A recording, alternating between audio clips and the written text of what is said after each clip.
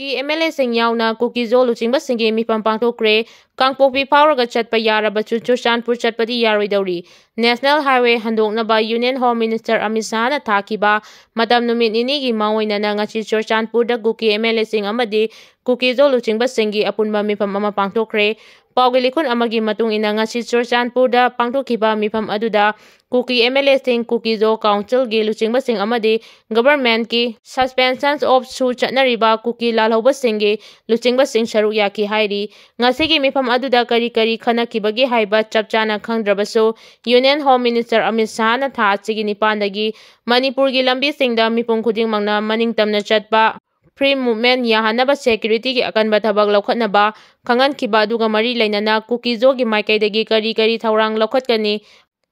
matangda khanaraba yai haina pawachina makha tari panba yabadi Union Home Minister Amit Shah na National Highway yauna lambi singda apanba pidana chatpa yahalagani haina phongdokhiba wafam adubo Kuki zo Council Indigenous Tribal Leader Forum amadi atai Kuki Civil Society Organization singnadi kana yaningdaba phongdorakli pawachina makha taraduna midagi arm group amana nomai surrender tawgadaba nomagi mamangda Manipur ki Governor Ajay Kumar Bahalaga unaduna mitai arm group singi maikaidagi thangkiba wafam amadi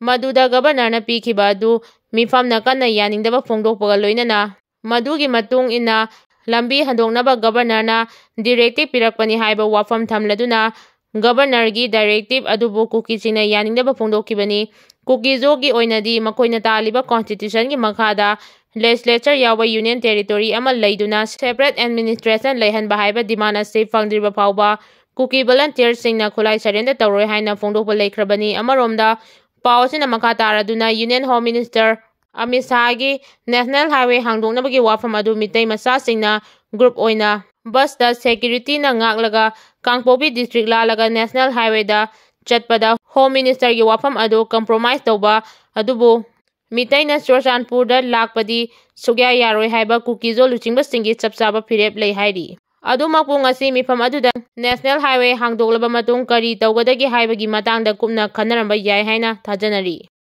United Kuki National Army ga Security Force ka khut thoknakhre India lenga ka suspensions of operations su tawnabada yauriba Kuki militant group ama oiriba United Kuki National Army UKNA ga Security Force ka akanma mawongda khut thoknakhre hairi press na fangwa thajaba paw amagi matung ina khut thoknabagi thodok achi Churchanpur district ki manung chanba Henglep subdivision ki manung chanba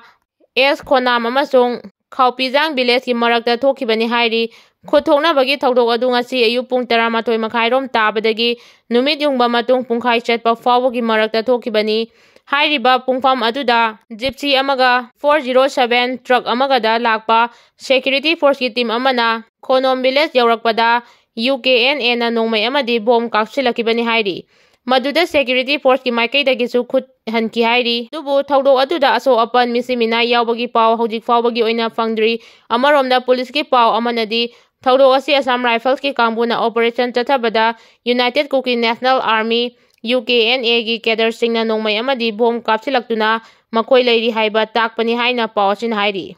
MP Bimol Akoijamna Governor ga unakhre Inner Manipur Parliamentary Constituency gi MP Dr. Angomcha Bimol Akoijamna ngasi Rajbhavan da chatuna Governor Ajay Kumar Bahalaga unakhre amaromda Bisnupur District Milk Cooperative Union Limited Bimul gi mihut kambu amana so ngasi Governor Ajay Kumar Bahalaga unaduna union asida lokalagliba thabak singi matangda pawdangkhre Imphal Rajbhavan da ngasi nungtil Lok Sabha gi MP Dr. Angomcha Bimol Akoijamna Governor Ajay Kumar Bahalaga unakiba aduda mahaki loina bisu saru yaki amaromda Rajbhavan da ngasi Bisnupur District Milk Cooperative Union Limited ki mihut kangbu aduna Governor Ajay Kumar Bahalaga unakiba aduda union asina lokalagliba tongan bathabak sing thauram singi matangda pawdambaga loinana sajik marang kaina fangdaba amadi market pikbana maram oiduna state asida sangom puthokliba singna thengnariba awaba singso governor da khanganki governor na union asigi maikaidagi pukhalapa wafam sing pukning sangna tabi bagal loinana dairy farming singna mayoknariba awaba si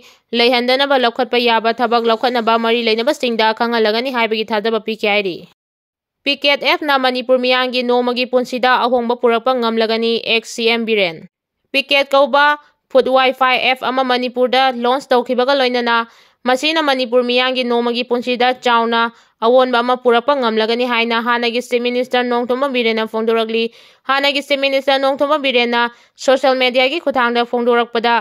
ꯅꯧꯅ launch ꯇꯧꯔꯤꯕ ꯄꯤꯀꯦꯠ ꯑꯁꯤꯅ ꯃꯈꯜ ꯈꯨꯗꯤꯡꯒꯤ ꯑꯆꯥ ꯑꯊꯛꯀꯤ item ꯑꯃꯗꯤ ꯒ꯭ꯔꯣꯁꯔꯤꯒꯤ ꯄꯣꯠꯂꯝꯁꯤꯡ order ꯇꯧꯗꯨꯅ ꯌꯨꯝꯗ ꯊꯤꯜꯂꯛꯄꯒꯤ ꯈꯨꯗꯣꯡꯆꯥꯕ ꯄꯤꯕꯗ ꯅꯠꯇꯅ ꯄꯥꯔꯁꯣꯅꯦꯜ ꯄꯤꯛꯑꯞ ꯑꯃꯗꯤ ꯗ꯭ꯔꯣꯞꯀꯤ ꯁꯔꯚꯤꯁꯁꯨ ꯐꯪꯍꯟꯗꯨꯅ ꯂꯣꯀꯦꯜ ꯕꯤꯖꯤꯅꯦꯁꯇ ꯑꯅꯧꯕ ꯈꯨꯗꯣꯡꯆꯥꯕ ꯐꯪꯍꯟꯕꯗ ꯅꯠꯇꯅ ꯑꯦꯝꯄ꯭ꯂꯣꯏꯃꯦꯟꯠ ꯖꯦꯅꯦꯔꯦꯠ ꯇꯧꯕꯁꯨ ꯉꯝꯍꯟꯗꯨꯅ ꯃꯤꯌꯥꯝꯒꯤ ꯇꯉꯥꯏꯐꯗꯕ ꯁꯔꯚꯤꯁꯁꯤꯡ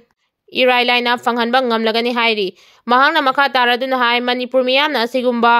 ꯍꯣꯝ ꯒ꯭ꯔꯦꯟ ꯁꯣꯂꯨꯁꯟ ꯑꯁꯤꯗ ꯄꯨꯛꯅꯤꯡ ꯊꯧꯒꯠꯄꯤꯗꯨꯅ ꯃꯁꯤꯅ ꯄꯤꯔꯤꯕ ꯁꯔꯚꯤꯁꯁꯤꯡꯒꯤ ꯈꯨꯗꯣꯡꯆꯥꯕ ꯂꯧꯕꯤꯌꯨ꯫ ꯗꯤꯖꯤꯇꯦꯜ ꯌꯥꯎꯅ ꯑꯇꯩ ꯍꯤꯔꯝ ꯀꯌꯥꯗ ꯆꯥꯎꯈꯠꯄ ꯃꯅꯤꯄꯨꯔ ꯑꯃ ꯑꯣꯏꯍꯟꯅꯕ ꯑꯩꯈꯣꯏ ꯄꯨꯟꯅ ꯈꯨꯠꯁꯝꯅꯗꯨꯅ ꯃꯈꯥ ꯇꯥꯅ ꯊꯕꯛ ꯇꯧꯃꯤꯟꯅꯁꯤ ꯍꯥꯏꯅꯁꯨ ꯑꯄꯤꯜ ꯇꯧꯔꯛꯂꯤ꯫ ꯂꯣꯏꯅꯅ ꯄꯤꯀꯦꯠꯀꯤ ꯇꯤꯝꯕꯨ ꯌꯥꯏꯐ ꯃꯪꯒꯣꯜ ꯄꯤꯔꯛꯄꯒ ꯂꯣꯏꯅꯅ ꯄꯤꯀꯦꯠꯅ ꯃꯇꯨꯡꯗ ꯂꯝꯗꯝ ꯑꯁꯤꯒꯤ ꯅꯍꯥ ꯑꯣꯏꯔꯤꯕ ꯃꯤꯑꯣꯏꯁꯤꯡꯗ ꯑꯁꯤꯒꯨꯝꯕ ꯑꯅꯧꯕ ꯊꯧꯔꯥꯡ ꯀꯌꯥ ꯍꯧꯗꯣꯛꯅꯔꯛꯄꯒꯤ ꯏꯅꯣꯠ ꯑꯃ ꯄꯤꯕ ꯉꯝꯒꯅꯤ ꯍꯥꯏꯅꯁꯨ ꯍꯥꯟꯅꯒꯤ ꯆꯤꯐ ꯃꯤꯅꯤꯁꯇꯔ ꯅꯣꯡꯊꯣꯝꯕꯝ ꯕꯤꯔꯦꯟꯅ ꯊꯥꯖꯕ ꯊꯝꯂꯛꯂꯤ꯫